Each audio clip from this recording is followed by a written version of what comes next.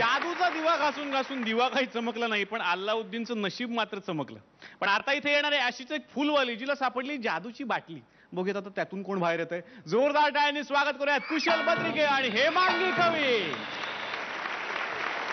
फुलवाली फुलवाली फुलवाली गजरेली विकते हो फुलवाली. फुलवाली फुलवाली फुलवाली गजरेली विकते हो फुलवाली. ओ ताई गजरे घ्या ना. ओ दादा फुलं घ्या. माझ्याच कॉलेजमधली मुलं इथं समुद्रावर जोड्याने बसली आहेत आणि मी फुलं विकते आणि कॉलेज शिकते. जाऊ दे. ओ ताई फुलं घ्या. आता या बाटलीच्या आत काहीतरी चकाकतंय. उघडू काय? नको नको, लोक म्हणतील बाई बाटली आणि आयुष्यात न उठली. जाऊ दे उघडतेच. बचना ए हसीनो लो मैं आ गया. बचना ए हसीनो लो मैं आ गया. हुस्न का आशिक हुस्न का दुश्मन अपनी अदा है और से जुदा है. फुलं. अरे दल्ला तुझा महाराने करपटला काली. दल्ला तुझा महाराने करपटला काली. वैभव मांगले. ओ दादा वैभव मांगले. ओ ताई वैभव मांगले. ए टकलावर जाऊ नको, अकलावर जा, अकलावर. म्हणजे तसा मी मागलेच आहे, पण तू माझ्याकडनं काय पण मागले ते मी पुरा करणार. अच्छा म्हणजे तू बाटलीतला अल्लादीन आहेस? ए मी अल्लादीन नाही, मी जल्लादीन आहे. जल्लादीन नाही म्हणजे तसा माझं नाव उद्दीन, पण मी एका राजाकडे चाकरीला होतो. तो मला जल्ला जल्ला जल्ला बोलायची सवय नाही जल्ला, तर त्याने मला अशी पदवी दिली जल्लाउद्दीन. असा मी जल्लाउद्दीन. पण आधी मला सांग तू या बाटलीत गेलास कसा? बाटलीत काय कोणाला पण घालता येतं. म्हणजे गरीब श्रीमंत शिकलेला अडाणी बाया बापड्या कुणाला पण बाटलीत उतरवता येतं. तसं नाही रे, म्हणजे तू ह्या बाटलीत कसा शिरलास? ह्या बाटलीत 16व्या शतकातली गोष्ट आहे. मी 16व्या म्हणलं, शोलेच्या शतकातली नाही. शोलेची म्युझिक वाजवतो. तू ते शोल रे आपलं, तू ते सोड आणि पुढे सांग. हा तर 16व्या शतकातली गोष्ट आहे. मी एका ऋषी मुनीला नडलो. काय? मग त्याने मला शराब दिला. शराब? तुला प्यायला शराब दिला? शराब म्हणजे कसा शराब नाही, जॅकी शराब तसा शराब. ओ म्हणजे तुला ज्वेलर दिला? अरे ज्वेलर नाही का, अरे ते नाही का शराब असतो म्हणजे बघा ढिश केलं की ढांटण होतं नाही का. ढिश केलं की ढंगण. शाप. हा तास टाकायचा दिला. तू शाप देण्यासारखं केलंस काय रे? काय झालं माहिती आहे, ते ऋषी मुनी होते ना, त्या अप्सरेबरोबर असे गुलू गुलू बोलत होते. मग नेमका मी मध्ये तिथं टाकले. म्हणलं गुरुवर्य मला सांगा ब्रह्मचर्य म्हणजे काय असतं. नाही म्हणजे तुम्ही अखंड ब्रह्मचारी ना म्हणून तुम्हाला विचारतो. मग काय हे ऐकल्यावर अप्सरा तिथनं सटकली आणि मुनीवर इथनं सटकले. मग मला त्यांनी शराब दिला. ते म्हणाले अवघड वेळी अवघड प्रश्न विचारला, तू अवघडून या बाटलीत घुसशील आणि मग कुणी एक अप्सरा तुला ह्या बाटलीतनं बाहेर काढील. मग तुला प्रश्न विचारील, जर तिच्या 3 प्रश्नांची उत्तरं तू बरोबर दिलीस तर तुला मुक्ती मिळेल आणि तेव्हाच तुला ब्रह्मचर्य म्हणजे काय ते कळलेलं असेल. म्हणजे तू असे दिवे लावलेस तर?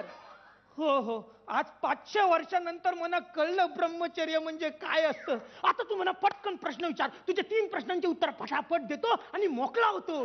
मला लगीन करायचं आहे ग. दिसावती अरे कशी पण दिसो गाई, मला लगीन करावं पाहिजे, हे दिवाणी बायको पाहिजे. मला लगीन करावं पाहिजे, हे दिवाणी बायको पाहिजे. रेतीवाली बायको? त्याला 500 वर्ष माझी बाटली रेतीत रुतून होती ना. मला लगीन करावं पाहिजे, हे दिवाणी बायको पाहिजे. मला लगीन करावं पाहिजे. गप्पा बस. तुला मुक्त व्हायचं नाहीये का? मला मोकळं व्हायचं. मला पटकन प्रश्न विचार. पहिला प्रश्न, सतयुगातले योगी कित्येक वर्ष एका पायावर तप करायचे, तेव्हा त्यांना काही नाही झालं आणि आताचा मॉडर्न योगी 5 दिवसात आयसीयूत कसा गेला रे? आता बोल. हा काय प्रश्न आहे का? आता फालतू प्रश्नांची उत्तर देत नसतो मी. भारी प्रश्न विचार. भारी एकदम महागडा प्रश्न, एकदम सॉलिड. पेट्रोलचे भाव कधी स्थिर होणार? बोल. ज्याला इथं माझं आयुष्य कधी स्थिर होणार ता मला माहित नाही. पेट्रोलच्या भावाचं काय सांगू, जास्त भाव खाऊ नको, सरळ साधा काहीतरी विचार. एकदम सरळ प्रश्न, एकदम सरळ, एकदम साधा. एकदम साधा. कामधंदे नसताना राजकारण्यांकडे माया जमते कशी? आणि दिवसभर कष्ट करून शेतकरी मरतो का उपाशी? बोल, उत्तर दे. कॉमेडी शो मध्ये लय गंभीर प्रश्न विचारतेस तू. जरा काहीतरी साधा सोपा कॉमेडी प्रश्न विचार ना. एकदम कॉमेडी प्रश्न विचार. एकदम सॉलिड, एकदम विनोदी. एकदम विनोदी. अफजल गुरु आणि कसाबला फाशी कधी होणार? जाऊ दे, याचं उत्तर कोणाकडेच नाही. दुसरा काहीतरी प्रश्न विचार. दुसरा अगदी गमतीशीर प्रश्न एकदम विचारू? गमतीशीर एकदम. 9 चे 12, 12 चे 15, हा हा 20 फेऱ्या वाढल्या तरी मुंबईच्या चाकरमानांना लोकल मध्ये 34 सीट कमी मिळत नाही. एवढी गर्दी असते लोकल मध्ये, मग 34 सीट पण मिळत नाही. Oh shit. अरे जल्लाउद्दीन चला वाशीला, चला वाशीला. लेडीज आहे. सॉरी. हो पण लेडीज ह्याचं उत्तर काय? लोकल जरी वाढल्या तरी लोकसंख्या काही कमी होत नाही. त्यात उत्तर देणार होतो मी. हो, ते जाऊ द्या. पुढचा कायचा प्रश्न विचार. अगदी सोपा, एकदम सोपा, एकदम सॉलिड. एकदम सॉलिड. काळ्या ए, किंवा पांढऱ्या गरिबांच्या हातात गरजेपुरती हिरव्या नोटा कधी दिसणार? गरिबांकडे नोटा नसतात काय? गरिबांकडे नोटा असतात त्यांना गरीब म्हटलं असतं काय? हे चिटिंग नाही करायची हा. एका वेळेला एकच प्रश्न विचारायचा. ओके, अगदी अगदी जिव्हारी लागणार प्रश्न विचार. जिव्हारी लागणार. एकदम सॉलिड प्रश्न. Solid विचार. मराठी माणसाला सोन्याचे दिवस कधी? मराठी माणसाला सोन्याचे दिवस? मराठी माणूस रिक्षा विकत घेऊन भैयाला चालवायला देतो, त्याला कसले येतात सोन्याचे दिवस? अरे जल्लाउद्दीन लागला भी केला, गिरगाव मधला वाडा भी केला, कल्याणला गेला. एवढ्याच्यानं काही होणार नाही. ज्या दिवशी मराठी माणूस रस्त्यावर येईल आणि या लोंढ्यांना थांबवेल तेव्हाच मराठी माणसाला सोन्याचे दिवस येतील. या पण बराबर आहे तुझा, पण जाऊ दे. पुढचा काय तर प्रश्न विचार. पुढचा प्रश्न. रडणार नाहीस? नाही. अगदी दुःखरा प्रश्न दुसरा विचार. विचार. बघा, तू दुःखी व्हायचं नाही. नाही. पेशवाई ते बारामती वाया मातोश्री काका पुतळ्यांचे वाद मिटणार कधी? का असले प्रश्न विचारतेस मला? हे बाई तुम्हाला खाली साधा सोपा सरळ प्रश्न विचार. साधा सोपा एकदम फालतू प्रश्न. एकदम फालतू विचार. फुबाई फुमध्ये हेमांगी आणि कुशलच पाहायला येणार, हा. पण वरून की खालून? जल्ला हा प्रश्न जजला पण पडलाय. मजला काय विचारते?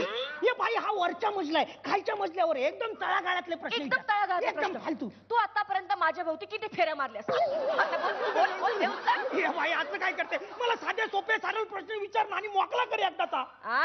अरे तुला ह्या साध्या प्रश्नांची उत्तरं देता येत नाही. तुला कसली मुक्ती मिळणार? मला लगीन करावं पाहिजे. लग्न करावं पाहिजे. हो. लग्न करून काय करणार? मुलांना जन्म देणार, त्यांना किडा मुंग्यांसारखं जगायला लावणार. नंतर हेच असले 100 प्रश्न त्यांच्या समोर पडणार, तेव्हा तू त्यांना उत्तर देत स्वतःचं आयुष्य संपवणार. हे बाय म्हणजे या प्रश्न उत्तराचा खेळ कधीच संपणार नाही. मग माझा अवघडलेला ब्रह्मचर्यच बरा आहे. मी चाललो माझ्या बाटलीत. ए थांब, तू बाटलीत जाण्या अगोदर मला यांना अगदी सोपा प्रश्न विचारू दे. आम्हाला गुण किती मिळणार?